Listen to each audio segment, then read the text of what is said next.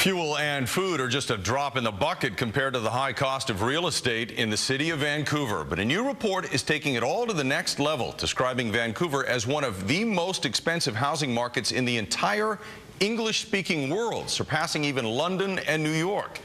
And the immense demand and limited supply are only driving prices higher, much of that demand coming from wealthy immigrants.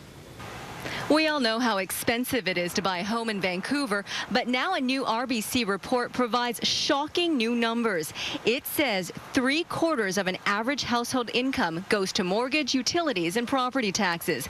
But an economist with the BC Real Estate Association explains the reality isn't as bad as it all sounds. Those affordability measures are capturing local disposable income, but not necessarily the sort of wealthy households that are immigrating to certain markets. So there's a real sort of excess demand for certain product types in certain markets, and as long as that excess demand continues, you're going to get kind of a distortion in these measures. Immigrant households are buying in expensive neighborhoods, and that's what's driving up prices. In fact, the province gets more than half of the country's investor-class immigrants. BC has a large portion of the immigrant investor class that comes to Canada. So last year, I think probably over 2,000 households.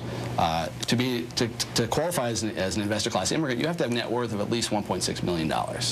And so you've got maybe 2,000 households locating into BC, mostly to Vancouver, that are very affluent, and located in markets like West Vancouver, Vancouver West, Richmond, and so that sort of drives up prices in Vancouver because you've got affluent households buying higher-end products.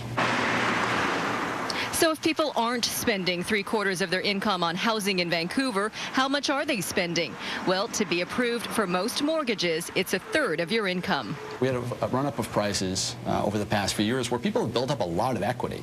So people are sometimes moving into their second home. This is not first-time home buyers buying million-dollar properties, but it might be people that have built up a lot of equity over a long period of time, or even a short period of time over the past 5 years, and they can roll that into a new house and not necessarily take on a very large mortgage that's taken up 2/3 or 3/4 of their disposable income.